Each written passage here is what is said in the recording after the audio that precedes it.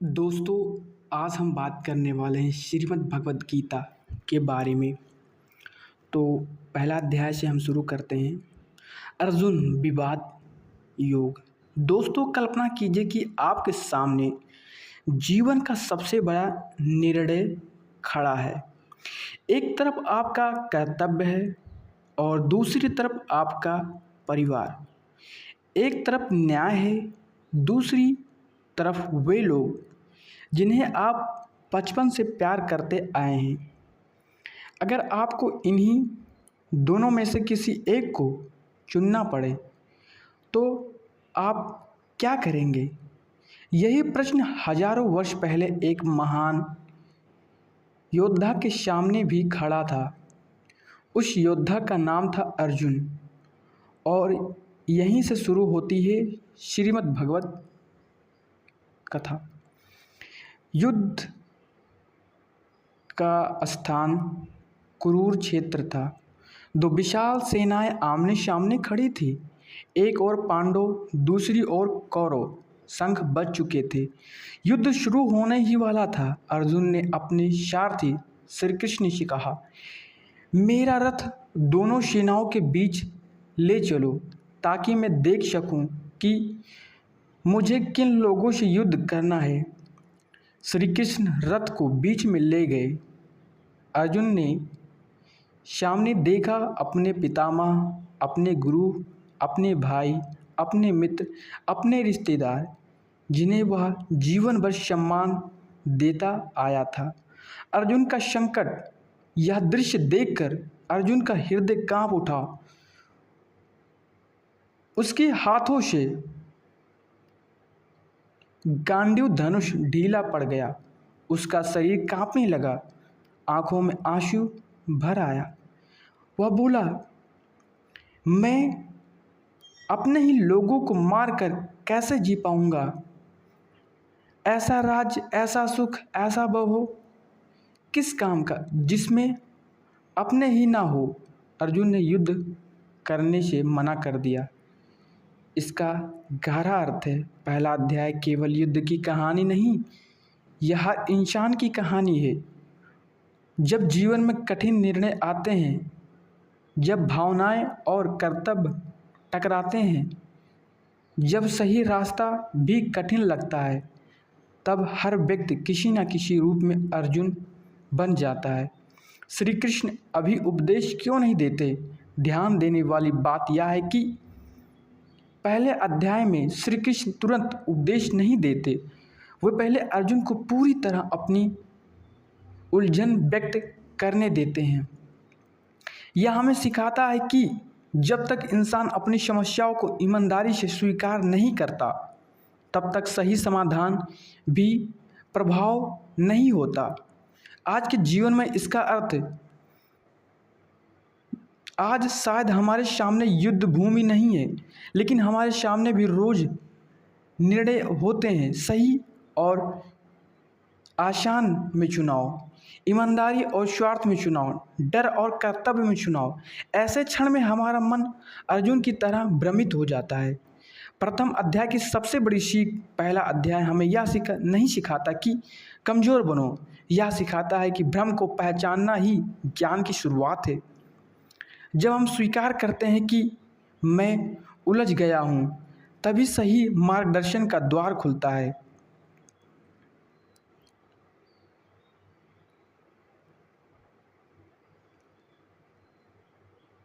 प्रथम अध्याय की सबसे बड़ी सीख,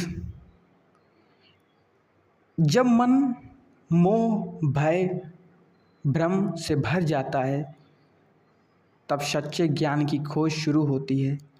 दूसरे अध्याय, असंख्य योग, ज्ञान का आरंभ। दोस्तों, कल्पना कीजिए, आप पूरी तरह टूट चुके हैं। मन में डर है, आंखों में आंसू है और समझ नहीं आ रहा है कि सही क्या है, क्या गलत है। ऐसे समय में अगर कोई आपको सिर्फ यह कह दे, उठो, तुम इससे कहीं बड़े हो, तो शायद आपकी पूरी ज़िंदगी बदल सकती है। यही होता है श्रीमद् भगवत के दूसरे अध्याय में। अर्जुन की हार बाहर नहीं भीतर। पहले अध्याय में अर्जुन ने अपना धनुष रख दिया था। अब वह श्री कृष्ण से कहता है, मैं भ्रमित हूँ, मुझे समझ नहीं आ रहा है कि क्या करूँ। अब मैं आपका शिष्य हूँ, कृपया मुझे सही मार्गदर्शन दिखाइए। यही वह क्षण है जहाँ से गीता का वास्तविक ज्ञान शुरू होता है। जब तक इंसान सोचता है कि मुझे सब पता है, तब तक वह सीख नहीं सकता। लेकिन जिस दिन वह स्वीकार करता है मुझे मार्गदर्शन चाहिए, उसी दिन उसका विकास शुरू हो जाता है। श्री कृष्ण का पहला उपदेश, श्री कृष्ण अर्जुन से कहते हैं, जिसके लिए तुम शोक कर रहे हो उसके लिए शोक करना उचित नहीं। फिर वे जीवन का सबसे गहरा सत्य बताते हैं, शरीर नाश्वर है लेकिन आत्मा अमर है। शरीर जन्म लेता है, बढ़ता है, बूढ़ा होता है और एक दिन समाप्त हो जाता है, लेकिन आत्मा ना कभी जन्म लेती है ना कभी मरती है, वह शाश्वत है। वस्त्र बदलने का उदाहरण श्री कृष्ण एक सरल उदाहरण देते हैं। जैसे एक व्यक्ति पुराने कपड़ा छोड़कर नए कपड़े पहनता है, वैसे ही आत्मा पुराने शरीर को छोड़कर नया शरीर धारण करता है। इसलिए मृत्यु अंत नहीं, एक परिवर्तन है। कर्तव्य का महत्व श्री कृष्ण अर्जुन से कहते हैं, तुम एक क्षत्रिय हो, तुम्हारा धर्म न्याय की रक्षा करना है। अगर तुम केवल मोह और डर की वजह से अपने कर्तव्य से पीछे हट जाओगे तो यह सही नहीं होगा। गीता का संदेश है, कर्तव्य भावनाओं से बड़ा होता है। कर्म योग की शुरुआत श्री कृष्ण गीता का सबसे प्रसिद्ध सिद्धांत बताते हैं, तुम्हारा अधिकार केवल कर्म करने में है, उसके फल में नहीं।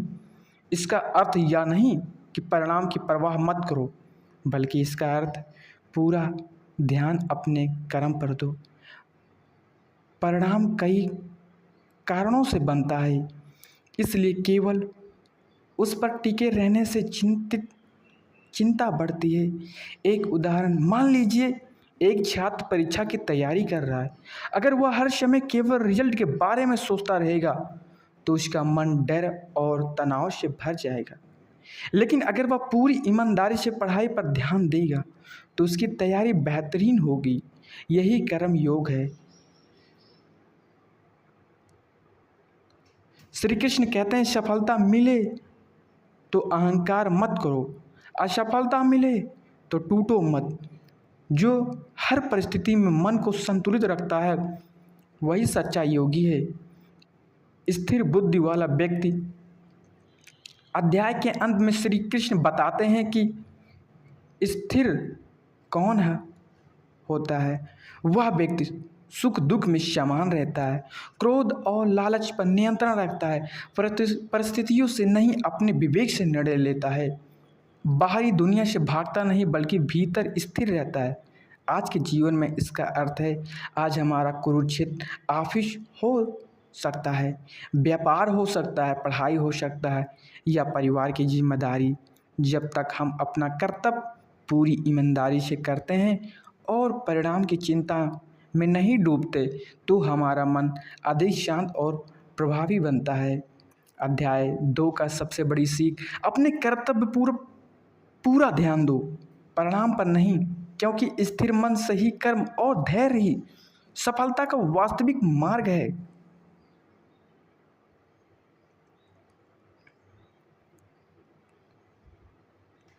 तीसरा अध्याय, कर्मयोग।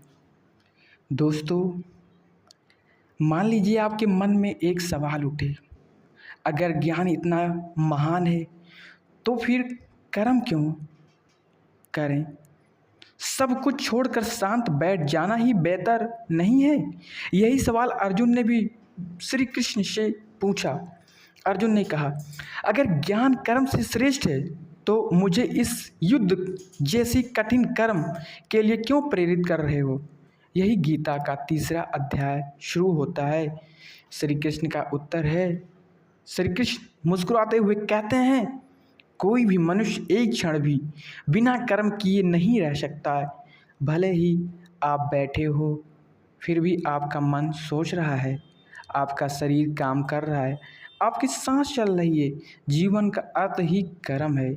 इसलिए कर्म से भागना साधना नहीं है। सही कर्म करना ही जीवन का मार्ग है। कर्म से भागना नहीं, कर्म को पवित्र बनाना। श्री कृष्ण कहते हैं समस्या कर्म में नहीं है, समस्या उस कर्म के पीछे छुपे स्वार्थ, लालच और अहंकार में है। अगर कर्म केवल अपने लाभ के लिए है तो बंधन बन जाता है, लेकिन यदि वही कर्म कर्तव्य, सेवा और ईमानदारी की भावना से किया जाए तो वही कर्म योग बन जाता है।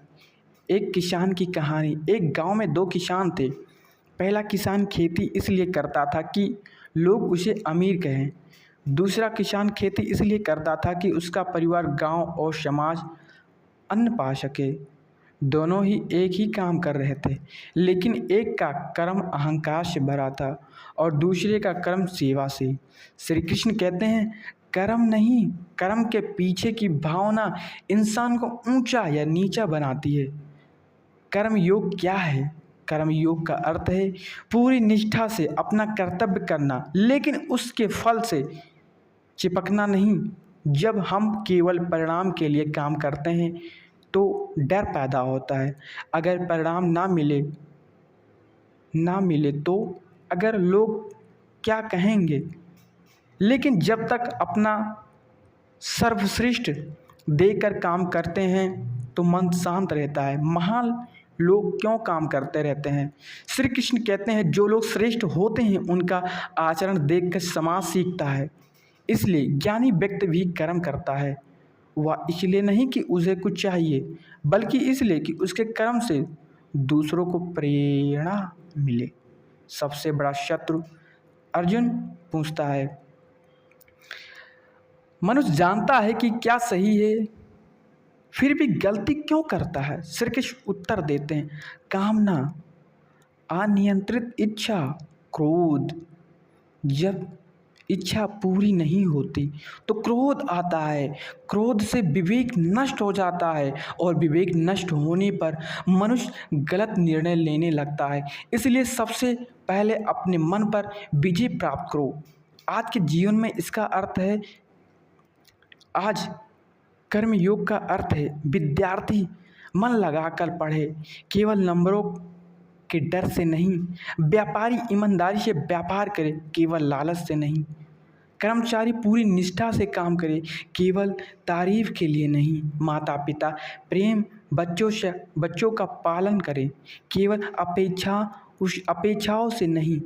जब काम पूजा बन जाता है तब जीवन बदलने लगता है। अध्याय 3 की सबसे बड़ी सीख। श्री कृष्ण कहते हैं कर्तव्य से भागना नहीं, कर्तव्य को योग बना देना ही सच्चा जीवन है। जब कर्म में स्वार्थ कम हो और सेवा अधिक होता है तो वही कर्म मन को शुद्ध करता है और व्यक्ति को भीतर से मजबूत बनाता है। इस अध्याय का सबसे बड़ा सीख है कर्म से मत भागो, अपने कर्तव्य को ईमानदारी, निस्वार्थ भाव और समर्पण के साथ करो। यही कर्म योग है। अध्याय 4 ज्ञान, कर्म,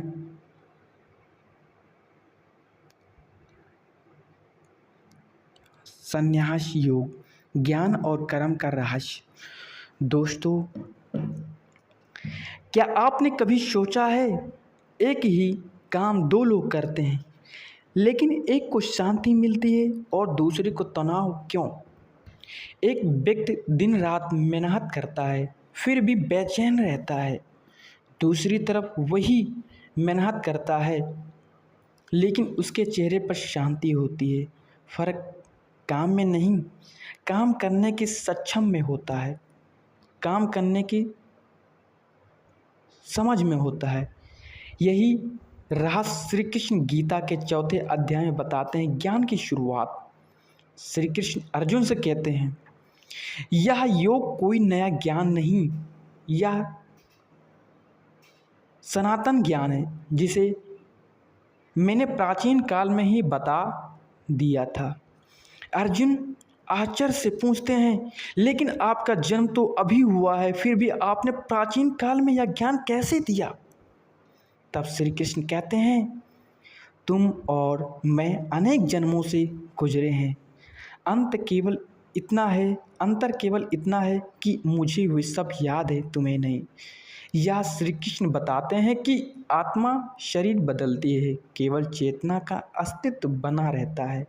जब जब धर्म की हानि होती है, फिर श्री कृष्ण गीता का सबसे प्रसिद्ध संदेश देते हैं। जब जब कर्म की हानि होती है और अधर्म बढ़ता है, तब तब मैं धर्म की रक्षा के लिए प्रकट होता हूँ।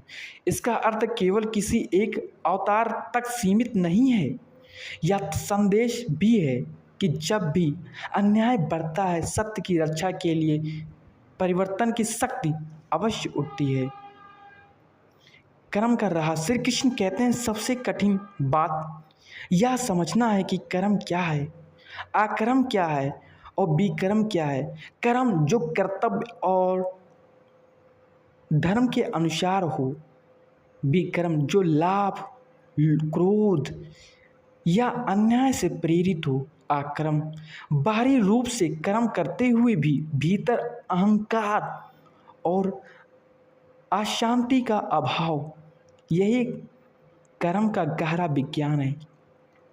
एक उदाहरण के द्वारा आपको हम इस चीज़ को और स्पष्टीकरण कराएंगे। मान लीजिए दो डॉक्टर हैं, दोनों मरीजों का इलाज करते हैं। पहला डॉक्टर केवल पैसे के लिए काम करता है, दूसरा डॉक्टर पूरी निष्ठा सेवा भाव से काम करता है। दोनों का काम एक जैसा दिखता है, लेकिन उनके कर्म का मूल अलग है, क्योंकि कर्म की पवित्रता उसके इरादे से तय होती है। ज्ञान सबसे बड़ा धन। श्री कृष्ण कहते हैं, दुनिया में ज्ञान से पवित्र कुछ भी नहीं।